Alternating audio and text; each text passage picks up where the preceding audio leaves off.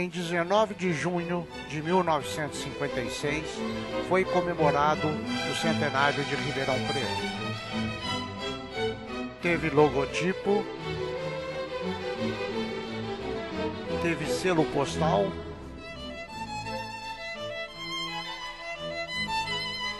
teve ilustração e festa comemorativa.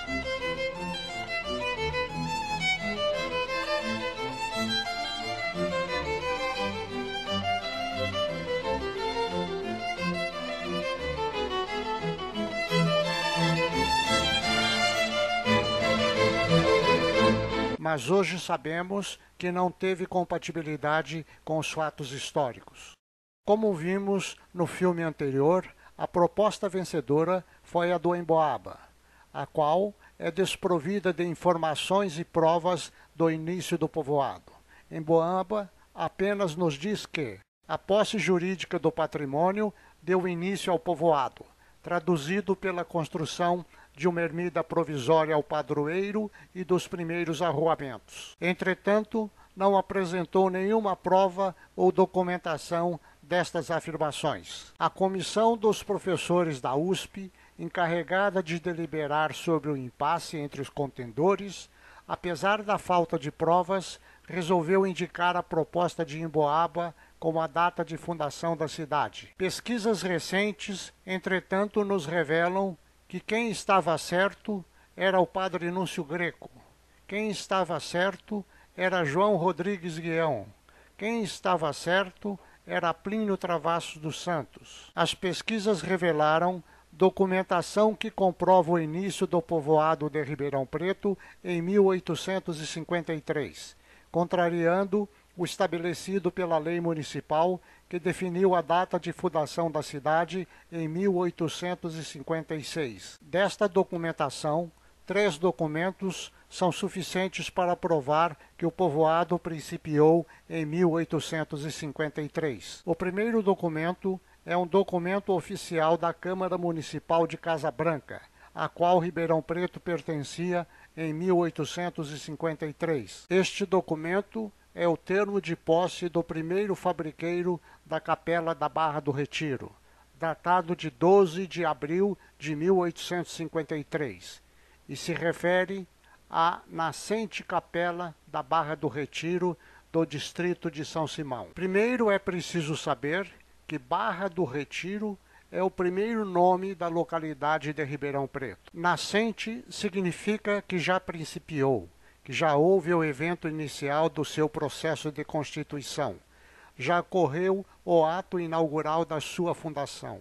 Nascente significa ainda que está em processo de constituição, portanto recente, ou seja, considera-se que estamos de posse de um documento evidente dos primeiros dias da existência da Capela da Barra do Retiro. Uma referência clara e direta ao nascimento da capela.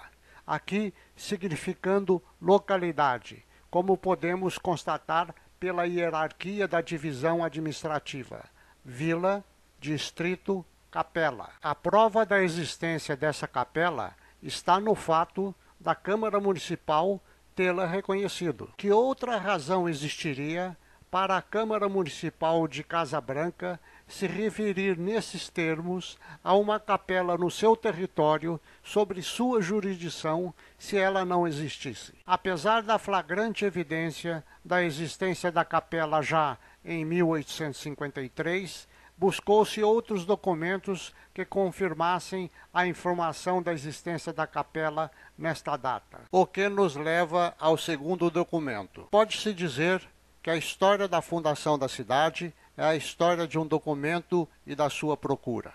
Aquele que pudesse saciar o desejo de esclarecimento sobre a fundação de nossa cidade. Que pudesse responder com precisão e clareza à pergunta fundamental. Que transformasse a desconfiança na certeza.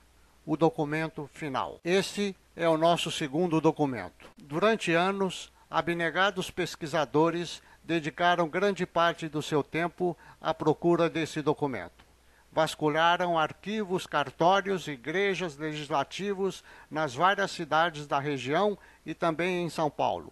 no Arquivo do Estado, na Cúria Metropolitana. Tudo em vão. Inexplicavelmente, este documento não foi encontrado por estes homens que tinham capacidade de usá-lo. Como já foi citado nos trabalhos dos historiadores, existiram ações judiciais propostas por Teixeira Júnior contra a invasão de terras na Barra do Retiro, que ele supunha serem suas. Essas ações, uma de obra nova e outra de reivindicação, das quais Teixeira Júnior era autor, mereceram uma resposta judicial por parte dos acusados. E essa resposta é o segundo documento. A ação de desforço, que tem como autores Manuel Fernandes do Nascimento, Luiz Antônio de Oliveira e suas mulheres, e como réus, Antônio José Teixeira Júnior e sua mulher. Apesar de não ter sido encontrado por aqueles que o procuraram, este documento estava por perto. Apareceu pela primeira vez em uma publicação do jornal A Cidade em 1907. Apesar desta divulgação pública, não chegou ao conhecimento dos historiadores da época ou posteriores que fizessem uso dele. Pelo menos 3 historiadores tiveram contato com ele, mas não foi usado para esclarecer a data de fundação da cidade. Emboaba e Santos sabiam da contenda que originou esse documento, mas não o encontraram. Santos procurou muito, mas não encontrou. Emboaba primeiro colocou em dúvida a existência da contenda que gerou este documento. Depois chegou a negar, considerando o erro do escrivão. Graças àquela ação improcedente de Teixeira Júnior, é possível conhecer hoje os primeiros dias da ocupação da Barra do Retiro e o nascimento do povoado. Esse importantíssimo documento para a história local descreve de maneira sucinta, porém inequívoca, o projeto da povoação e o momento em que foram feitas as primeiras construções do povoado. No roteiro da defesa dos autores, em 5 trechos, vai-se descrevendo também o roteiro e os percalços da ocupação do local.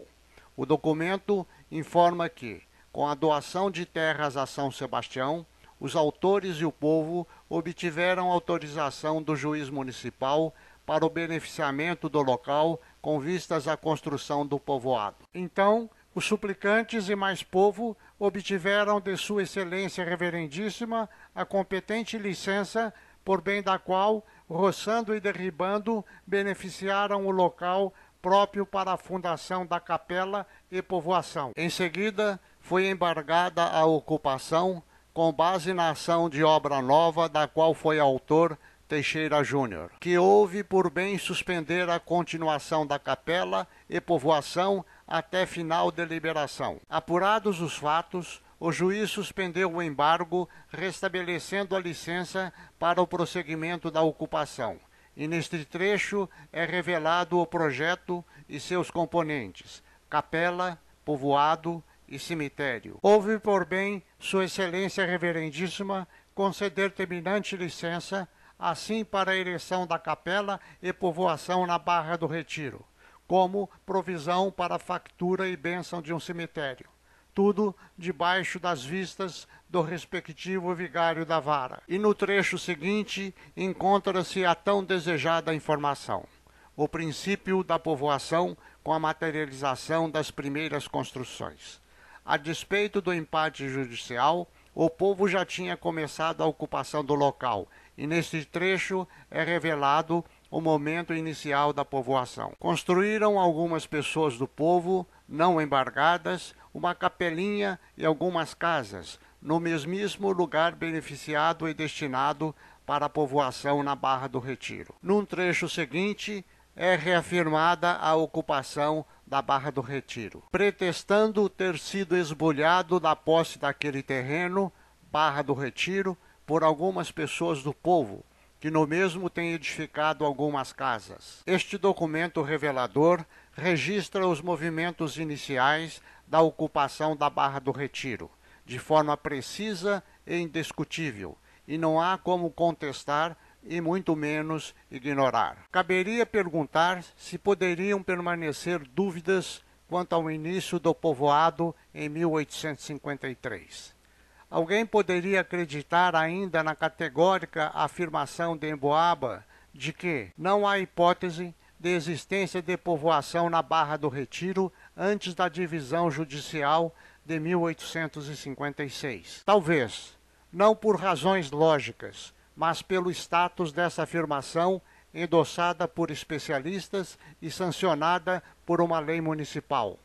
A improvável existência dessa eventual dúvida, entretanto, levou-nos a procurar por mais uma prova de que o povoado realmente existia antes da divisão judicial de 1856, ou seja, antes de 19 de junho de 1856, eliminando assim qualquer suspeita que eventualmente possa perdurar e comprovar definitivamente que 1853 foi o ano de fundação do povoado. Essa prova foi encontrada em um documento do juízo da delegacia de Franca, e esse é o nosso terceiro documento. No inquérito policial daquele juízo, que tinha como indiciado Antônio Ferreira de Brito, cidadão daquele município que foi acusado de enriquecimento ilícito, intimado a prestar depoimento, relatou que um dos lugares em que esteve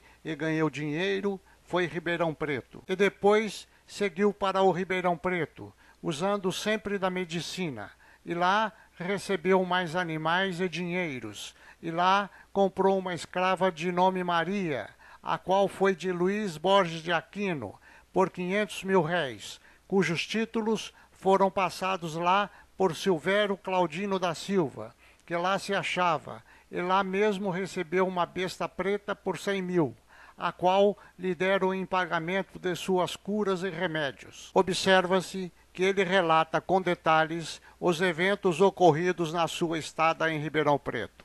As datas dessa sua permanência em Ribeirão Preto não são reveladas. Mais adiante, outra referência a Ribeirão Preto foi feita por Silvério Claudino da Silva, que na condição de testemunha também foi interrogado e confirmou as afirmações de Brito, que também esteve em Ribeirão Preto. Respondeu que indo desta vila ao arraial do Ribeirão Preto a tratar a Laurentino de Tal, que se achava preso na cadeia desta vila, e estando um dia de falha em dito arraial, em casa de Soares de Tal, e lá lhe apareceu um fulano, conjunto com o interrogado, aquele cujo nome não se lembra, pediu a ele, respondente, para passar um título de uma escrava ao interrogado Brito, cuja escrava se achava presente, e fora no título declarado ser vendida por 500 mil réis. Uma das testemunhas foi o mencionado Soares. Também viu o mesmo interrogado receber uma besta em preço de 100 mil réis, a qual ele, respondente, viu o interrogado nesta vila. Porém, dia e mês não recorda. Como se pode constatar, também neste trecho não foi mencionada a data desse episódio. Porém, esse inquérito policial judiciário foi iniciado em 12 de 6 de 1856 e terminou em 18 de 6 de 1856. Portanto, a estada de Brito em Ribeirão Preto foi evidentemente anterior a essa data, ou seja, fica patente e comprovada a existência do povoado antes de 19 de 6 de 1856. O que pode ser mais definitivo como prova da existência do povoado que os testemunhos do acusado e testemunha perante um juiz, quando dizem ter estado no arraial. Se esse lugar não existisse, certamente seria contestado pelo juiz. A aceitação pelo juiz dessa justificativa, por sua vez, é também o testemunho do magistrado de que a localidade existia contemporaneamente aos fatos. O que temos agora são 3 documentos apontando para 1853 como o ano de fundação da cidade. O primeiro, referindo-se ao seu nascimento.